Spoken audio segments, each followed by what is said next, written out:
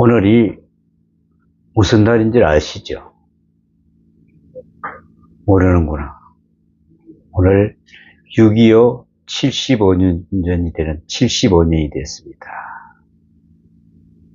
제가 계산을 해보니까 6.25가 터지고 나서 6년 후에 태어났어요. 완전 폐허가 된 그 땅에서 태어났죠. 그때 우리가 학교 다닐 때, 어릴 때 마음이 뭐라고 했느냐? 재건합시다. 그게 그 신장로 바닥, 지금은 신장로라 그러면 다 아스팔트이면 그때는 신장로라 하면 전부 다 자갈밭입니다. 자갈로 다 깔아놨어요. 차가 다니는 그 길을. 그랬던 나라가 세계 경제 6위 대국으로 우뚝 섰습니다. 그런데 지금 이렇게 많은 것을 우리에게 주고 풍성하니까 우리가 어떤 마음? 예수 믿는 사람들이 얼마나 될까요? 라고 오늘 예배에서 그 목사님이 설교가 그래요. 처음에는 700만, 처음에는 1400만, 700만, 거기다가 지금 500만, 이 한 300만 될까요? 라고 이야기를 합니다. 점점 풍성해지니까 예수를 멀리 하더라. 왜 그럴까요? 사탄이 그랬답니다. 저 예수 믿는 사람들을 다 목을 쳐버릴까? 아니, 목을 치면 절대 안 됩니다. 그 피가 뿌려서 엄청나게 많은 사람들이 예수를 믿으려고 할 겁니다. 그러면 쟤들 곤장을 칠까? 아니요. 그러면은 감옥에 가두면 감옥에서도 이렇게 아름답다고 그렇게 찬양을 부를 겁니다. 그러면 어떻게 하면 될까? 저 사람들 돈을 많이 줘서 풍성하게 하면은 예수를 안 믿을 겁니다. 지금 이 모든 것이 사탄의 뜻대로 되어가는 것을 볼 수가 있습니다. 여러분, 풍성해지면은 하나님이 없는 것처럼 보입니다. 그래서 소돔과 고모라가 망했습니다. 너무나 풍성하기 때문에. 뭐라고 했습니까? 아브라함과 욥이 딱 보고 뭐라고 했습니까? 저기는 옛날에 무슨 땅? 젖과 꿀이 흐르는 에덴 동산 같더라고 그랬습니다. 근데 그 땅이 그렇게 풍성하니까 지약이 가득한 그런 도시로 변해지고 있다는 것을 볼 수가 있습니다. 그래서 오늘은 너희 묵은 땅을 갈고 우리의 이 묵은 땅을 갈아야 됩니다. 깨끗이 갈아엎어야 됩니다. 그래서 실패하기를 원해서 실패한 사람은 없습니다. 그렇게도 성공하기를 원했고 노력했건만 성공보다는 실패가 더 많을 때가 많다. 또한 같은 실패를 반복하기를 바라는 사람은 더욱더 없습니다. 그죠? 잘못된 것은 한 번으로 족합니다. 그러나 똑같은 실패를 되풀이하는 불행이 우리에게는 번번이 있다. 번번이 있습니다. 실패했는데 그걸 보고 또 그리 갑니다. 사람들은 어찌 보면은 이 곤충들 맛도 못해요. 한 번 가면 안 가야 될 거 아니야. 그 길을 또 가는 사람이 있어. 그러나 똑같은 실패를 되풀이하는 불행이 그다 넘어지고 쓰러지면 같은 잘못 또 지르고 만다. 또 저지르고 만다. 그랬습니다. 이 실패의 악순환으로부터 어떻게 하면 벗어날 수 있습니까? 실패의 원인을 아는 것은 성공을 향하는 지름길이다. 그랬습니다. 실패의 원인은 본인 스스로 어렴풋이 알고 있습니다. 그죠? 내가 왜 잘못됐지? 내가 왜 이랬지? 알고 있습니다. 그러나 그것을 그 원인을 부인하고 싶을 때가 문제가 있습니다. 실패의 원인을 제거하지 않고 그저 막연히 다시 시도하고 또 다시 같은 방법으로 되풀이해서 성공하기를 바라는 것은 정말 어리석은 짓이지요. 실패의 늪에서 계속 벗어날 수가 없는 것은 바로 그것 때문입니다. 실패의 원인은 많은 사람들은 우선 환경에 두고 있습니다. 왜 내가 실패했을까? 왜 내가 예수 믿다가 저렇게 떨어졌을까? 누구 때문에? 어떤 장로 때문에? 그 목사 때문에? 그 전도사 때문에? 사모가 어떻게 그렇게 하는지 등등 한 핑계를 댄다. 그래서 예를 들어 다른 사람의 핑계를 대는데 예를 들어 보면은 남자일 경우에는 자기의 나쁜 성격을 자주 노출되는 자기 본래의 그런 사람이 아니었는데 누구 때문에? 아내 때문에 그렇게 됐다는 것입니다. 아내들도 또 마찬가지입니다. 걸핏하면 남편 때문에 자신 있게 나빠졌다 그런 것입니다. 저 인간만 아니었으면 나는 편안했을 텐데.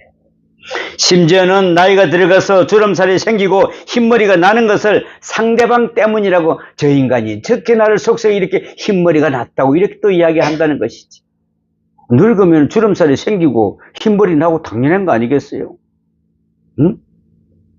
이런 사람은 종속인간 또는 부속인간이라고 한다는 것입니다. 즉 다른 사람에게 애속된 사람이라는 그런 뜻입니다.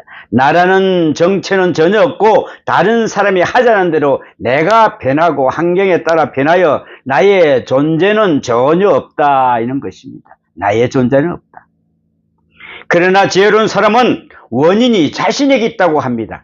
쓰리고 아프고 찢어지고 괴로움이 있어도 원인은 나 때문에 내 책임이라고 돌리는 것입니다. 다른 사람 잘못까지도 나 때문이라고 생각하는 것입니다. 가능한 한 실패하면 실패의 원인을 나 아닌 다른 사람에 돌려서 잠시라도 편안하려고 하는 책임 전가하는 사람은 일명 무슨 컴플렉스? 가인 컴플렉스다. 가인 컴플렉스. 창세기에 보면은 가인과 아벨의 이야기가 있습니다. 이들은 아담의 두 아들로서 하나님께 제사를 드리는데 아벨은 정성을 다해 믿음으로 하나님께 드렸어요. 그 제사를 하나님은 받으셨습니다. 그런데 가인은 어떻게 했을까요? 동생이 드니까 나도 한번 해보자. 그래, 저 친구는 양을 드렸으니까 나는 곡식 하니까 드리면 되지 뭐. 형식적인 제사를 올리게 되는 것입니다. 그런데 하나님은 그 제사를 받지 않으셨습니다. 가인의 제사는 받지 않으셨습니다. 이럴 때 가인의 입장에서는 하나님께 얼른 회개하고 정성을 기울여서 하나님 제가 다시 제사를 드리겠습니다. 네, 제가 잘못 드렸습니다라고 회개하지 아니하고 어떻게 해요? 제사가 받아들이지 않는 원인은 누구 때문이라고? 동생, 저 아벨 때문에 그렇다. 아주 나쁜 놈이다.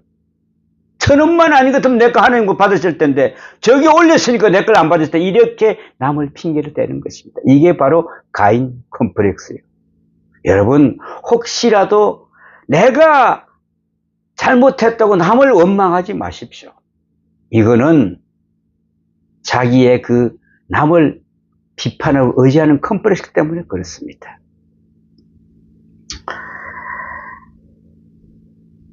엉뚱한 생각을 하고 시기와 질투, 마음을 끓이다가 마침내 동생을 죽이고 맙니다. 그런데 얼마나 뻔뻔합니까 가인이. 야, 네 동생 아벨이 어디 있냐? 뭐라고 합니까? 내가 동생을 지키는 자이니까 이 뻔뻔해도 보통 우리가 이렇게 악랄하실 분이 없어요. 살인을 해놓고도 나는 안 했다, 나는 모르겠다, 어디 갔겠지 뭐. 왜? 하나님이 안 보이니까. 안 보이니까 없잖아. 그럼 뭐 아니라 그럼 뭐 그냥 누구 말보다 배 째라, 나는 모르겠다. 세상에 이런 잘못이 어디 있습니까? 이것이 바로 인류가 지은 두 번째 죄입니다. 에덴 동산에서 선악과를 따먹은 다음으로 지은 큰 죄가 바로 가인 컴플렉스에서 비롯된 것입니다. 자기 책임을 다른 사람에게 전가하고 자신의 잘못까지도 다른 사람에게 잘되기 때문이라고 밀어붙이는 것입니다. 오늘의 우리들도 이와 같은 컴플렉스를 가지고 있는 사람이 참 많다고 합니다. 이렇게 되면 실패는 계속되고 악순환은 그칠 사이 없이 계속 되풀이돼서 구제불능자로 전락하고 만다는 것입니다. 여러분 여기에 따라가지 마십시오. 이러면 우리는 망하는 꼴이 됩니다. 오늘 본문은 농사 이야기를 비유로 들어 말씀하고 있습니다. 우리들은 도시에 살고 있기에 농사하는 이야기면 뭔 이야기로 들리죠? 지금 농촌에는 어떤 상황이죠, 여러분? 대강 모내기를 했습니다. 우리가 쌀밥 먹는 그 모내기를 지금 다 내놨더라고 보니까. 자, 도시에 살고 있는 우리는 농사하는 이야기는 먼 이야기로 들립니다. 그 쌀나무에 쌀이 잘 자랐는지 그것도 잘 모릅니다. 그죠? 우리는 쌀나무가 어디 있습니까? 그냥 마트에 가면 쌀나무가 있어요. 그냥 탁탁 틀어 다 먹으면 돼요. 그죠? 마트에 가면 뭐가 있어요? 부추나무 있어요. 그냥 갖다 건 먹으면 돼요. 그죠? 이런 마음이다 말이죠. 또 특히 젊은 사람들은 아마도 전혀 모를 것 같다 걱정입니다. 그죠? 쌀나무가 어떻게 자라죠? 보리나무는 또 어디 있습니까? 참 기가 찰 일이죠, 이게. 응? 농촌에서 살아보신 분은 알겠지만 농사에서 성공을 하려면 몇 가지 조건이 있어요. 첫째, 땅이 좋아야 하고요. 둘째는 종자가 좋아야 됩니다.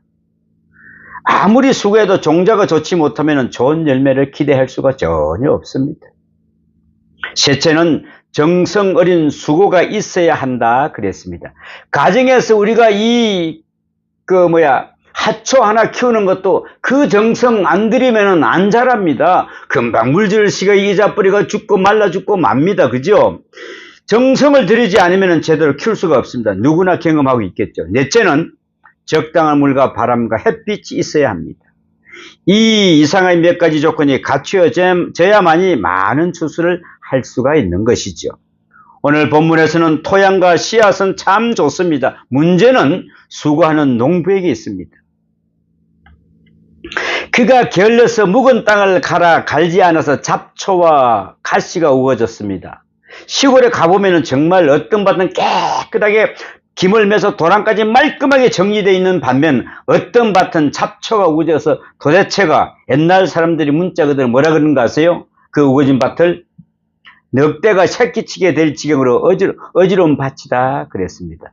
하도 잡초가 자라서 거기서 늑대가 새끼를 쳐도 다른 사람이 모르겠다 이 말입니다. 에레미야서 4장 3절에 보니까 여호와께서 유다와 예루살렘에게 이와 같이 이르노라 너희 묵은 땅을 갈고 가시덤불에 파종하지 말라 그랬습니다. 가시덤불에 파종을 하면 어떻게 되겠습니까? 그 씨앗이 잘 클까요? 파종이 잘 될까요? 우리는 혹시 내가 갈지 않고 엎지 않고 그 묵은 땅에다 내 믿음의 씨앗을 뿌리지는 않았는지, 또 아니면은 내 이웃에 있는 사람들이 우리가 갈지 않고 작전을 밟지 않고 거기다 바로 그냥 씨를 뿌리지 않았는지 한번 생각해 볼 필요가 있습니다. 묵은 땅은 갈고 가시덤불 속에 파종하지 말라고 분명히 말씀하셨습니다. 씨를 뿌리기는 하되 잡초가 많은 묵은 땅에 뿌리지는 말라는 것입니다. 왜냐하면 농사의 결과를 기대할 수가 없습니다. 이 말씀은 우리의 신앙생활에 그대로 옮겨보면 씨앗은 하나님의 말씀으로 생명의 말씀이기에 아주 좋은 것입니다. 그리고 토양도 아주 좋습니다. 그런데 씨를 뿌리기 전에 잡초가 우거져 있습니다. 기도도 많이 하며 여기저기 다니면서 봉사도 열심인데 신앙이 자라지 않고 열매가 없는 분들이 있습니다.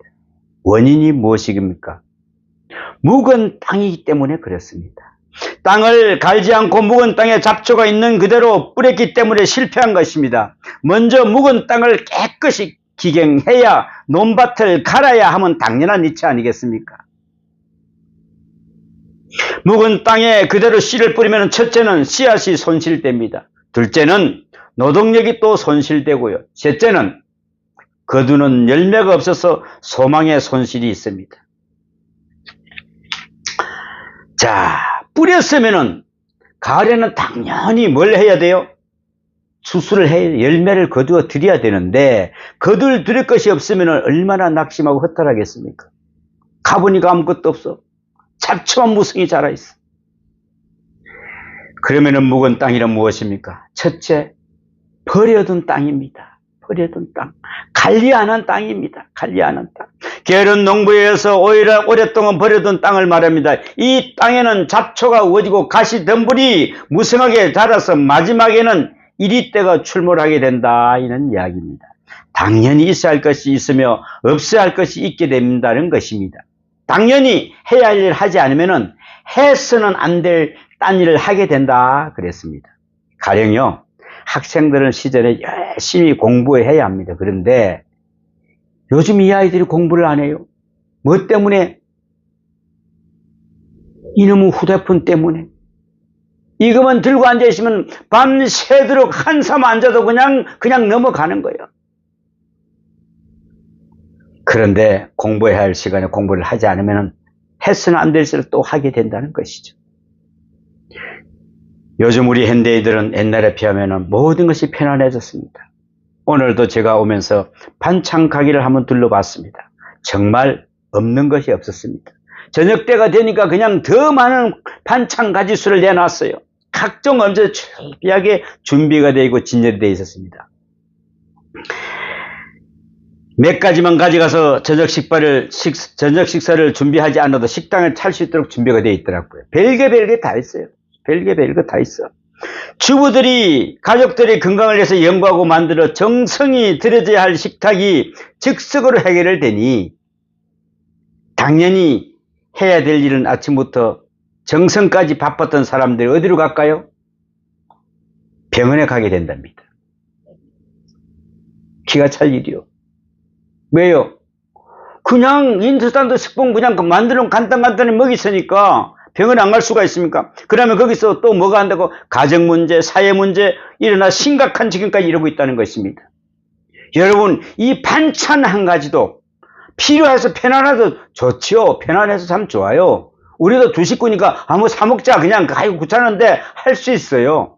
근데 이걸 집에서 정성들이 만드는 거하고 사있는 거 아무래도 맛을 내려 그러니까 뭘 쳐야 돼? 조미료 좀 쳐야지 뭐. 그래 사가지. 그저 맛이 없더라. 그게 길들여지게 돼 있다니까. 둘째, 묵은 땅은 농부가 오랫동안 무관심해서 버려둔 땅입니다. 하나님의 말씀을 거부하는 닫혀진 마음입니다. 게으르게 되면은 자신도 모르는 사이에 시간이 흘러 잡초가 생기게 되고 일단 생긴 잡초는 속도가 빠르게 번식해 가는 것입니다. 이것은 악성 습관하던 내 간성입니다. 버려지면 간성은 자유분방합니다. 굴레를 벗은 망종이요 게으름이요 불신앙의 의심과 증오와 이기심과 허영으로 잡을 수 없는 욕심이 그 속에 깊이 들어가 있다는 것입니다. 한 번 굴레를 벗은 망아지는요 얼마나 다니기 좋겠습니까? 오늘도 아까 설교하면서 좀 찾을 게 있어서 교회에 가지 않고 예배를 드리는 사람들이 얼마나 있을까 하고 내가 한번 찾아봤습니다. 그런데 참 심각하더라고요. 교회에 나가지 않고 예배 드리지 하면 안 됩니까? 왜 꼭 교회는 가야 됩니까? 그냥 집에서 유튜브 보면 얼마나 좋습니까? 우리 집 식구들은 다 교회를 가는데 저는 억지로 따라갑니다. 또 한 팀은 이런 팀이 있었어요. 자기 아이들은 열심히 교회를 다녀오는데 자기 엄마 아빠는 자는 척하고 있었답니다. 처음에는 아이들이 썩더니 나중에는 알더라는 것이죠. 우리 엄마 아빠 잠자지 않으면서도 교회를 안 가는구나. 점점 어떻게 될까요?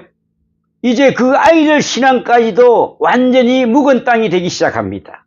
잡초가 하나 둘 자랍니다. 우리 엄마 아빠 저렇게 잠자는데 잠을 안 자면서도 자는 척 하는데 우리도 안 가면 또 어떨까? 이런 마음이 자꾸 생긴다는 것이죠. 걷잡을 수가 없습니다. 그 속에 깊이 들어가 버리고 만다는 것입니다. 이상하게도 좋은 곡식은 잘 심고 열심히 가꿔도 잘 되기가 힘들지만은 잡초는요 심지 않아도 자꾸 나고요 가꾸지 않아도 잘 나랍니다. 우리 아이들은 못된 것은 잘 흡수해요. 근데 좋은 것은 굉장히 거부를 해요. 잡초는 원래 그러지 않습니까? 그냥 아무데나 놔도 잘 자랍니다. 묵은 밭 만들려면 노력한 적 없는데도 조금만 방심하면 저절로 묵어버리는 밭이 된다 이런 말이십니다. 나쁜 사람이 되려고 노력하는 사람은 없습니다. 그런데 나쁜 사람이 금방 돼요. 수성이 전에 어떤 장로님이 외국에 좀 갔다 오셨는데 어떤 목사님이 물어봤답니다. 장로님, 그곳에서 그 나라 말 많이 배웠겠습니다. 그랬더니 그 장로님이 정말 부끄럽습니다. 제가 배운 게 하나도 없습니다. 그런데 배운 거 몇 가지는 있습니다. 뭔데요? 요건 몇 가지 잘 배웠습니다. 배우지 말라는 이거는 잘 배웁니다. 왜? 그게 나도 모르게 들어와서 다리를 잡아요. 그런데 진짜로 배울 말은 자꾸 잊어먹어요. 이게 바로 묵은 땅입니다. 칼질을 안 해서 그렇습니다. 해야 일을 하지 않고 조금만 방심하면은 자신도 모르게 나쁜 길로 가게 되고 나쁜 사람이 되어버린다. 그런 것입니다. 순간입니다. 여러분, 순간. 셋째, 묵은 땅이란 고질화된 백리적인 고집을 말합니다. 해묵은 고정관념, 편견은 새로운 역사를 만들지 못합니다. 경험이란 사람을 여유있게 할 수 있지만은 자기가 가진 경험에서 얻는 것 그 뭐로도 고집과 선입관이 생겨 새로운 것을 수용할 수 없는데 오히려 방해가 되며 또 어느 어찌 보면은 나도 모르게 거기에 빠져들어 버린답니다. 아, 내가 언제 이랬지? 아이들이요. 전에 우리 아이를 키웠는데 그 아이가 처음에 와서는 욕을 하려면 욕 그랬어요. 그런데 그 아이가 딱 중학교 가니까 그때부터는 입에서 전혀 집에서 가르치는 욕이 막 나와요. 그냥 지나가면서도 지도 모르게 그냥 막 이게 자기들이 잘 쓰는 용어 있죠. 그냥 툭툭툭 튀나와요. 이놈 어디서 배웠어? 자기도 깜짝 놀라는 거예요. 자기 모르게 그게 나와.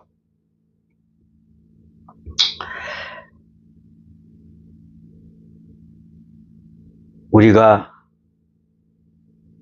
이 해묵은 거, 편견, 새로운 역사를 말든지 못합니다.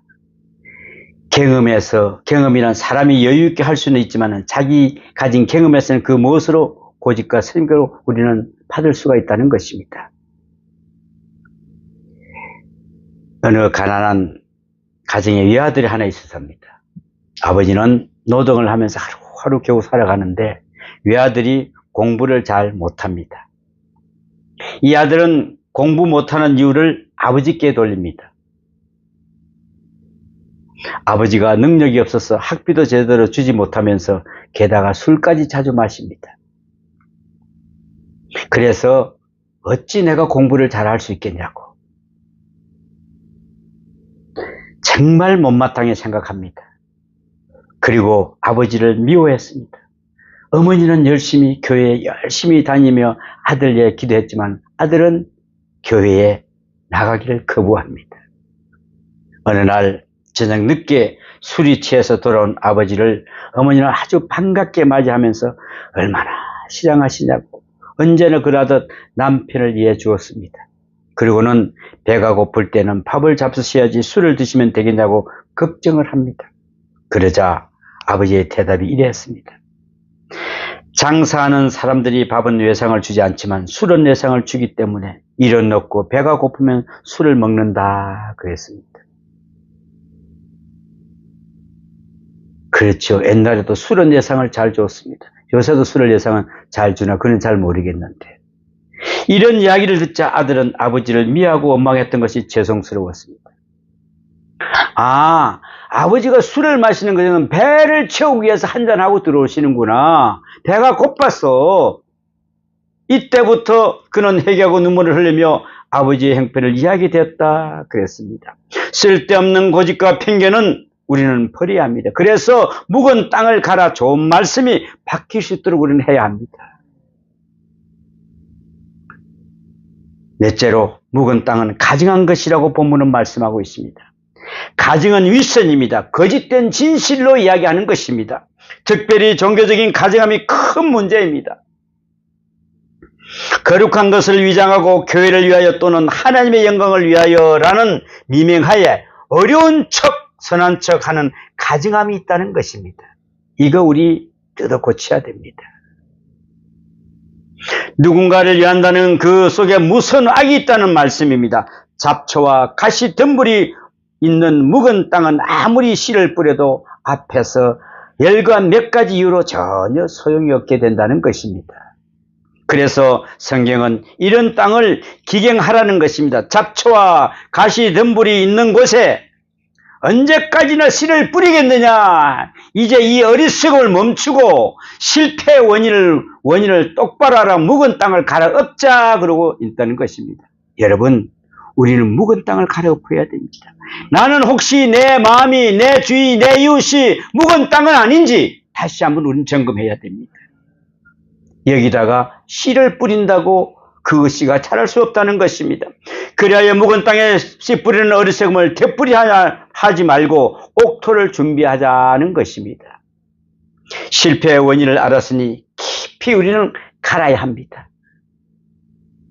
그래서 옛날에 농부들은 땅을 쟁기질을 깊이 했습니다. 왜? 깊이 파고 또 파고 그걸 갈아엎어야 거기에 다시 여기 있던 게 다시 내려가고 이렇게 해서 갈아엎어야 거기에 옥토가 된다고 했습니다. 실패를 원인을 알았습니다. 또 잃어버린 관심을 찾아야 합니다. 그래서 씨앗 외에는 아무것도 자랄 수 없도록 깨끗하고 단순한 옥토로 만들어야 된다 그런 말입니다. 깨끗한 옥토만이 좋은 열매를 거두게 될 것입니다. 중요한 결론을 내리고 있습니다. 만일 내가 못하면 나를 사랑하는 하나님께서 하시겠다. 만일 내가 하지 못하느냐? 그럼 내가 하겠다 하십니다. 에레미야서 4장 4절에 보니까 유대인과 예루살렘 주민들아 너희는 스스로 할례를 행하여 너희 마음 가죽을 베고 나 여호와께 속하라. 그러하지 않으면 너희 악행으로 말미암아 나의 분노가 불같이 일어나 살인이니 그것을 끌 자가 없으리라. 정말 무서운 말입니다. 누구와 함께? 나 여호와께 속하라. 나 여호와께 속하라. 그리하지 않으면 너희 악행으로 말미암아 나의 분노가 불같이 일어나서 살이니 그것을 끌 자가 누가 있겠느냐? 끌 자가 누구 있겠습니까? 이번에 이란도 자기들이 핵을 개발했어요. 이야, 이제 손바닥만한 그 이스라엘 그냥 때려버리면 끝내겠다. 그까짓 거. 이야, 자기는 만반의 준비를 했을 겁니다. 그리고 중국에서 무기도 잔뜩 들여왔습니다. 참. 그런데 때리고 부쉈다 보니까 뭐가 있어요? 야, 그랬답니다. 여기다 저걸 만들어 놓고 여기가 100m 밑에 이걸 뚫으면 어떤 원자 폭탄도 이걸 뚫을 수가 없다고 그렇게 이란에서는 호언장담했다는 것이죠. 그게 부사질이라고 생각도 안 했다는 거죠. 그런데 그걸 개발해 놨어. 두 방, 세 방 치니까 그냥 들어가는 거예요. 폭발이 됐어. 뭐라고? 조금 있으니까 뭐라고 어떻게 했다고요? 이란이 흰기를 들었어. 자, 그만합시다, 우리. 여러분, 하나님이 함께, 하나님이 분노가 일어난다면 그것을 끌 자가 없다 그랬습니다. 우리 밭을 기행하지 않고 칼지 않으면 우리가 제거하지 않으면 하나님께서 불태우시며 그 누구도 끌 자가 없다. 무슨 바로 경고입니다. 물론 이때에는 큰 아픔이 있겠지만 그것이 오히려 사랑일 것입니다. 불을 질러서라도 깨끗하게 하여 다시 심겠다는 그런 것입니다. 요즘에는 하전민이라는 게 없습니다만은 우리 어릴 때면 하전민이 있었습니다. 강원도 쪽에는 특히 많았습니다. 뭘 하는 겁니까? 그 잡초에 불을 질러버립니다. 그리고 거기다가 곡식을 심습니다. 거기에 우거진 거기에는 도저히 자랄 수가 없기 때문에 그렇습니다. 하나님께서 우리 마음에 불을 질러버리면 이것도 사랑 때문에 질러버리면 우리는 싹 태우고 그때 힘들겠죠. 내 마음이 타고 간장이 타고 애간장이 녹아내리는 그런 아픔이 있겠죠. 여기에 무슨 할 말이 있겠습니까? 내가 결단하지 못하면 하나님께서 결단하시겠다는 것입니다. 굳은 땅을 깊이 갈고 잡초를 뽑아 불태워서 옥토가 되면은 우리가 듣는 말씀은 옛 말씀이라도 싹이 날 것입니다. 새 옥토에 뿌려진 씨앗은 30배 60배, 100배의 결실을 거둘 것입니다. 여러분, 우리 마음이 이런 마음, 내 주위가 이런 마음으로 우리는 경작하는 그런 아름다운 삶이 되기를 축원합니다. 기도합니다. 아버지 하나님, 말씀하십니다. 경고하십니다. 나 여호와께 속하라. 그러하지 않으면은 너희 악행으로 말미암아 나의 분노가 불같이 일어나 살으니 그것을 끌 자가 없으리라 하신 하나님 아버지, 우리가 제거하지 않으면은 하나님께서 불태운다 하였습니다. 끌 자가 무슨 없다고 무서운 경고를 내렸습니다. 우리 아픔 깨끗이 치료하여 주시옵소서.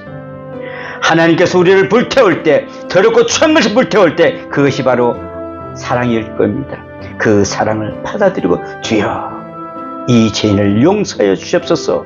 회개하고 자복하는 사람이 되게 하여 주시옵소서. 주님, 내가 잘못입니다. 내가 주님 앞에 불손했습니다. 주님, 용서해 달라고 회개하는 사람들로 세워 주시옵소서. 내 이웃들이 잡초가 무성합니까? 거기에 내가 씨를 뿌리러 갑니까? 그것을 깨끗이 제거하고 주님, 그것에 옥토를 만들어 그것에 씨를 뿌리는 귀한 자들로 세워 주시옵소서. 이 모든 말씀 우리 주 예수님 이름으로 기도하옵나이다. 아멘.